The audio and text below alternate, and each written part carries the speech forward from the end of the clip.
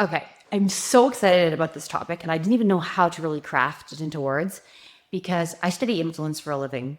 And that's basically what business is and marketing is building your influence, whether you're a solo entrepreneur, B2B company, or a big consumer brand. There's this trend in whether you call it influence or success or growth that vulnerability, empathy is the key ingredient. Empathy, everything is about empathy and vulnerability and being raw, authentic, and honest. And I agree, except it's now become being vulnerable for the sake of being vulnerable. And I think the term empathy is getting conflated, where it just goes back to being superficial, anyways.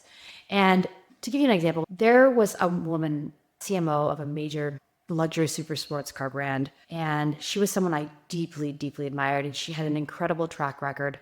One of the last things she did in her career was to launch an SUV as a sports car, which had never been done successfully by a super sports car brand. Plus, she was one of the only female CMO of a brand of that level in that industry.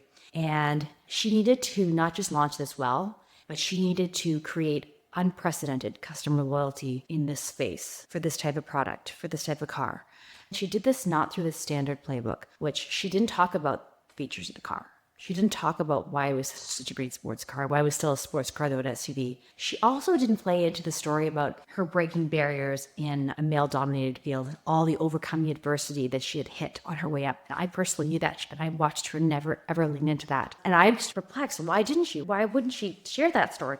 Isn't that what empathy and vulnerability is? She actually had extreme empathy because she had space for other people. She was curious about other people. And what she ended up doing and launching a campaign that really truly made it the most successful super sports car SUV launch of all time is she put together these experiences, dinners, lunches, and she would go out and select and ask who should she invite, specifically of women leaders. Her thesis was that women are no longer just buying handbags and shoes and purses and clothing. They're also buying real estate and cars and boats. She crafted these experiences and dinners, and she came to every one of them, and she was there, and she was present, and she got to know every individual. Not once did she talk about the car or the features or her breaking barriers or anything about herself.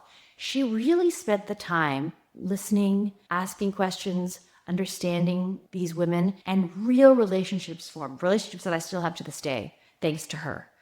Through that, I look back and I think, gosh, that's incredible. That is real empathy. Real empathy is not just oversharing for the sake of sharing, but actually it's giving your time, giving your whole presence to someone and really being in the moment with them. And I think that people sense that, they feel that. So it's not just this like, let's just share everything on the dirty laundry and air it out, and then that becomes empathetic. Another example that I want to give is of a woman who did a really interesting interview, and she talks about her understanding of empathy, what came in when she walked into a meeting and she had heard that the person she was meeting, his father had recently passed.